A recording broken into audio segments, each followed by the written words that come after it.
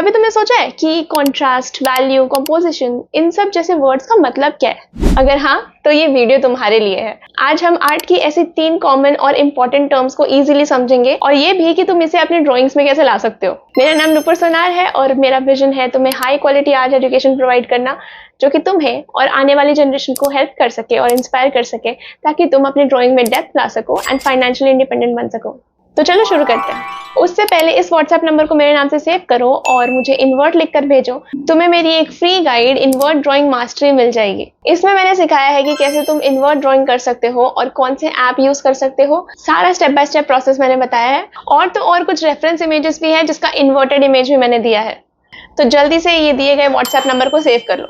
सबसे पहला कॉन्सेप्ट है कॉन्ट्रास्ट। कॉन्ट्रास्ट का मतलब है लाइट और डार्क एरियाज के बीच का डिफरेंस।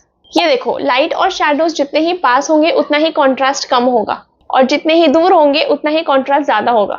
जब लाइट और डार्क का डिफरेंस ज्यादा होता है तो आर्टवर्क ड्रामेटिक और आई कैचिंग लगता है। अगर तुम हर जगह कॉन्ट्रास्ट सेम रखते हो तो आर्टवर्क फ्लैट लगने लगता है और डेप्थ मिस हो जाती है। कॉन्ट्रास्ट का यूज करके तुम अपनी ड्राइंग में फोकस क्रिएट कर सकते हो। हाई कॉन्ट्रास्ट वाली एरियाज पहले नजर आती हैं। तो अगर तुम किसी पार्ट को ज्यादा इंपॉर्टेंट दिखाना चाहते हो तो उस पार्ट में ज्यादा कॉन्ट्रास्ट यूज करो, मतलब कि ज्यादा लाइट या ज्यादा डार्क कर दो, बट मेक श्योर बैलेंस हो जाए और ज्यादा कार्टूनिश ना लगे। सेकेंड कॉन्सेप्ट है वैल्यू। वैल्यू है ना किसी कलर या शेड की लाइटनेस या डार्कनेस होती है। ये एक ग्रे स्केल जैसा होता है, एकदम ब्लैक से बिल्कुल व्हाइट तक। उसके बीच में सारे शेड्स आते हैं जिसको हम लोग मिड टोन्स बोलते हैं। अगर तुम वैल्यूज का सही से यूज नहीं कर रहे हो ना तो आर्टवर्क में डेप्थ और रियलिज्म नहीं दिखेगा। एक सिंपल एक्सरसाइज ट्राई करो। एक वैल्यू स्केल बनाओ जिसमें सबसे डार्क शेड से शुरू करो और धीरे धीरे वैल्यूज ऐड करते जाओ। तब तक बनाओ जब तक तुम प्योर व्हाइट तक नहीं पहुंच जाते। तुम और एक काम कर सकते हो, dark shade and light shade को रख के बीच का मिड टोन भी एक बार बना लो एंड देन जो गैप्स है ना उनको फिल करो। ये ज्यादा आसान होता है। ये जो प्रैक्टिस है ना वो तुम्हारी शेडिंग और टोनल कंट्रोल को इम्प्रूव करेगी।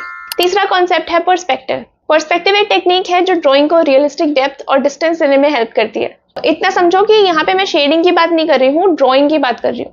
फॉर एग्जाम्पल, तुमने किसी बिल्डिंग या सिटीस्केप का इमेज देखा होगा, उसमें पर्सपेक्टिव का यूज किया जाता है। अब बहुत लोग क्या करते हैं ना, वो लोग पर्सपेक्टिव का यूज ही नहीं करते अपनी ड्राइंग में। अगर तुम भी पर्सपेक्टिव का यूज नहीं करते तो तुम्हारी ड्राइंग भी अननेचुरल लग सकती है। तुम्हें मैं ये 2 टाइप की कॉमन पर्सपेक्टिव्स बताती हूँ, 1 पॉइंट एंड 2 पॉइंट पर्सपेक्टिव्स।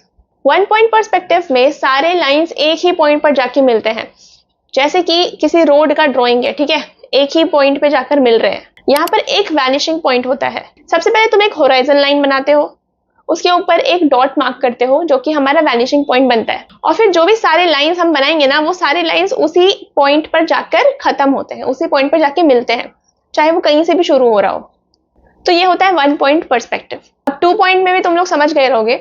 यहाँ पे 2 वैनिशिंग पॉइंट्स होते हैं। 2 वैनिशिंग पॉइंट्स बनाओगे, 2 डॉट्स बनाओगे। जो भी लाइंस बनेंगी ना वो सारी वो दोनों पॉइंट्स पर जाके वैनिश होंगी, जाके मिलेंगी। सो फॉर एग्जाम्पल, लेफ्ट और राइट में तुमने डॉट्स बनाए तो वो जो भी लाइन स्टार्ट हो रहे हैं ना वो लेफ्ट और राइट में जाकर एंड होंगे। ठीक है, ये तो सिर्फ कुछ बेसिक आर्ट टर्म्स थे। अगर तुम बिगिनर हो तो ये बेसिक आर्ट टर्म समझना बहुत जरूरी है। ये सारे कॉन्सेप्ट समझना बहुत जरूरी है।